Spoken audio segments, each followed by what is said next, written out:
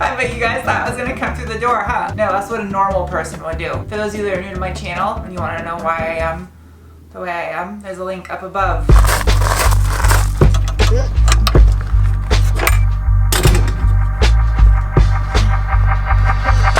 Today's video is the first time I am going to take the TT and drive it more than just down the street since I first bought this car. It's so loud in here!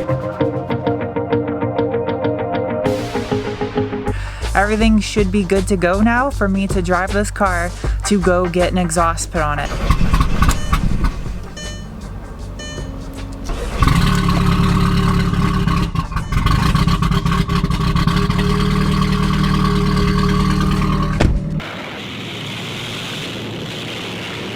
This is sketchy. Apparently I have a hole in the corner of my mouth. Turn left.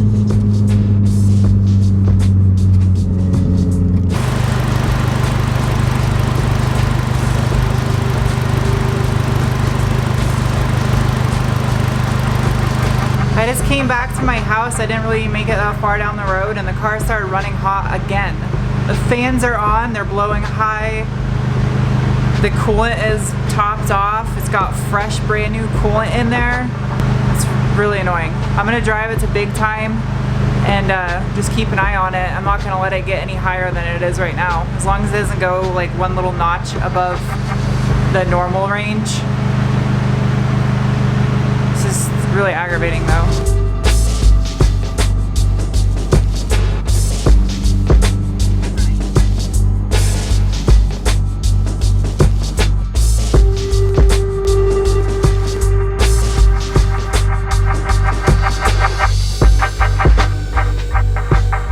Because it would need to be like a side entrance muffler Yeah. and then to go out.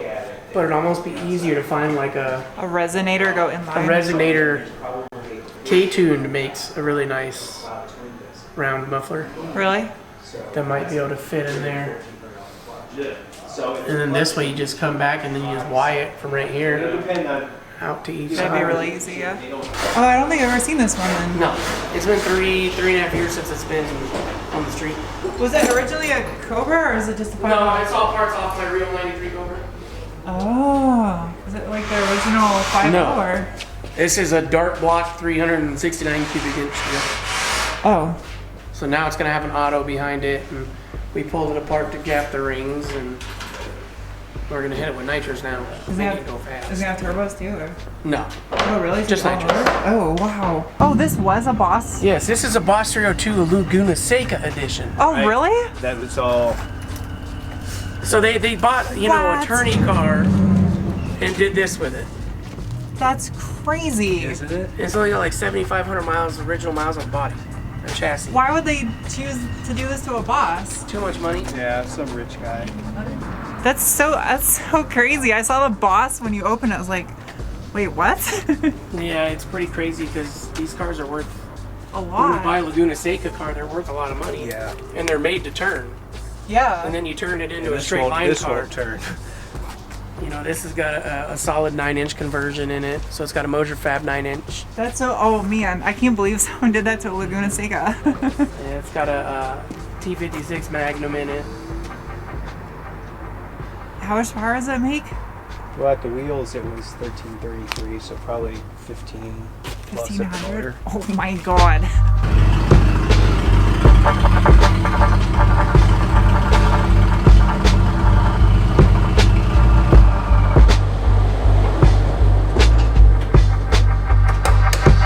Alright, I'm now back at my casa de Sarah, dos, to Sarah, never mind, I don't know Spanish. Anyway, he's ordering all the parts for the exhaust. We're gonna try to do this next week, so hopefully it'll have like the flanges, the piping, everything. I'm gonna look for some tips that I wanna go with on this car. I wanna get something that just kind of fits the style of this car since it is an Audi. I want something Euro looking that will fit it. So I was thinking maybe like a black tip, kind of like the Akropovich exhausts. Is that how you pronounce it? Anyway, the TT. I'm still having cooling problems with the TT. This is so annoying because this is such a simple issue. If you guys missed the video where I did the thorough maintenance on the car about a month or so ago, please check that out before you leave comments about what I need to replace on this car, because I did replace a lot of stuff. So check out that video first. What I replaced was the timing belt and water pump. I replaced the thermostat. I replaced the fan control module, the coolant temp sensor that sends a signal to the fan module to turn on the cooling fans. I also replaced the expansion tank and filled it with brand new G12 coolant. I also replaced a bunch of miscellaneous stuff on here, like gaskets and spark plugs. So everything has been replaced. I did it all per spec with the Bentley service manual, so I know I didn't do anything wrong. I don't get it. I cannot get the temperature to maintain a constant operating temperature. And this is what's weird about it. I've noticed driving it, if I keep the RPMs up around 3,000 to 4,000 RPM, the temperature will drop down and stay perfect where it's supposed to be, which I believe is because the impeller on the water pump is spinning faster at higher RPM, circulating coolant quicker. At least that makes sense in my head. But if you go down to low RPMs, like you put in 6th gear and you're cruising or at idle, the temperature will creep up to about 1 position past center on the temp gauge. It doesn't make any sense. Like if it was an air pocket, you would think it would be like kind of sporadic and just happening all over the place, but it's happening consistent with the engine RPM, which is really strange. I don't understand that. Either maybe this new thermostat that I have on here is the incorrect operating temperature and it's like a warmer operating thermostat, but that still doesn't make any sense, because then why would it drop down when the RPMs are up? Yar, there she be. Super old school. I love this little old school netbook. So cute. I'm waiting on technology here, or ancestor of technology, to do an update on Rostec so I can hook that up, and I'm just gonna check just to see if there's any new codes for anything. I don't understand why the fan is on high, like right now. Like why? Safe. What's your safe word? Diag? Your safe word is diag? Safe diag. Power supply terminal 30, voltage too low, intermittent. That's weird. Though twos I understand. That'll get solved once I put the exhaust on it. ABS brakes, longitude sensor is acting up again. ABS hydraulic pump. That's new.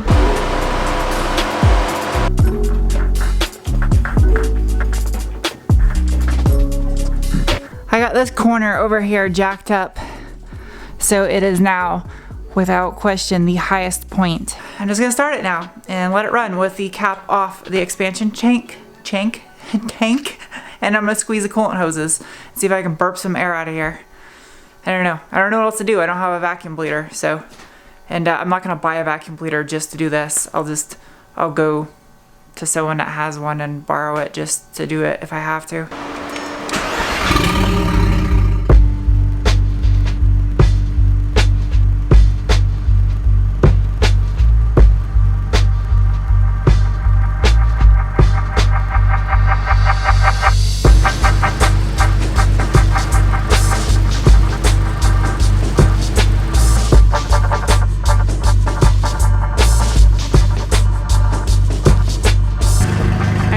Dizzy from the exhaust fumes in there. You leave the door open, it's bad. It's camouflage! I bet if you laid in the rocks and the crap over there, I wouldn't even see you. I wouldn't do it. Like that uniform is like so much more camouflage than the old one. I'm probably breaking so many. Oh my god, dude. I'm probably breaking so many rigs right now. We're just laying in the rocks. Well, it's a good test of how well the uniform works. Dude, like your pants are like almost gone.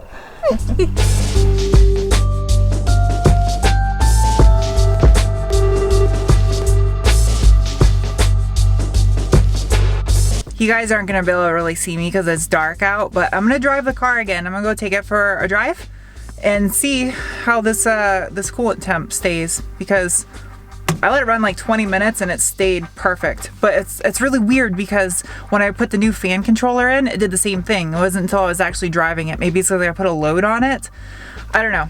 All right, so I'm back at my house, and as you can see, this is what I'm talking about. It reads like 1 peg past normal, and normal for this car, I believe, should be rated between C and H, pointing at the 12 o'clock position. I hooked up my Rostec to see what that actually translates to temperature, and it's running at a steady 99 degrees Celsius when the needle is past the normal operating area, which translates to 210 degrees Fahrenheit. Oh man.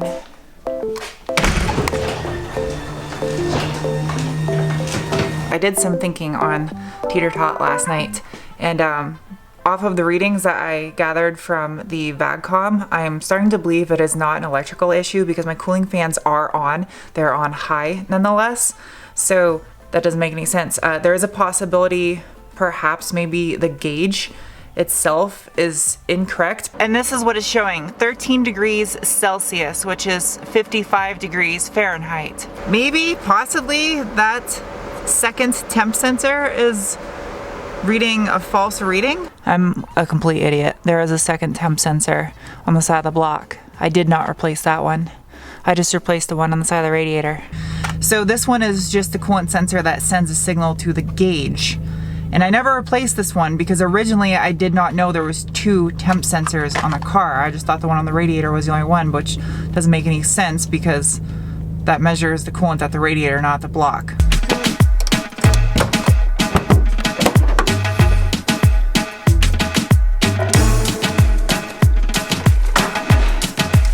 There we go.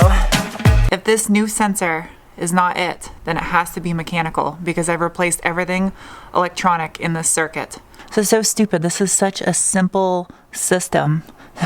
Like, I'm gonna make a mess when I do this.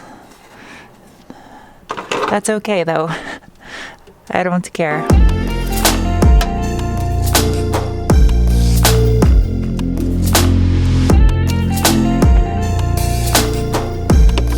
Temp sensor is replaced, so now it's time to hook up the VAGCOM and see just what it's reading with the engine cold, and then I'm gonna start it up, do the same test again. Why do the fans do this? I don't understand why they're running as soon as it's in ACC position. And now they're going off and on like they were before I replaced the fan controller. This doesn't make any sense. Engine coolant temp. Well, now it's showing 15 degrees Celsius. I'm gonna start the car and we'll see.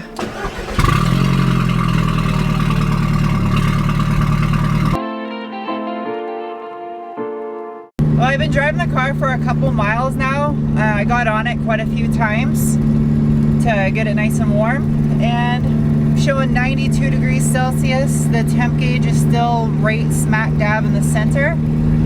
All right, you guys, I've been back at my house now for about 3 or 4 minutes, just letting the car idle. The temp gauge is starting to come back up a little bit. So that wasn't it. It is running cooler than it was before. I saw it get up to 96 before the laptop died, and that was as hot as it was getting. But it's still running a little bit hotter than it should be.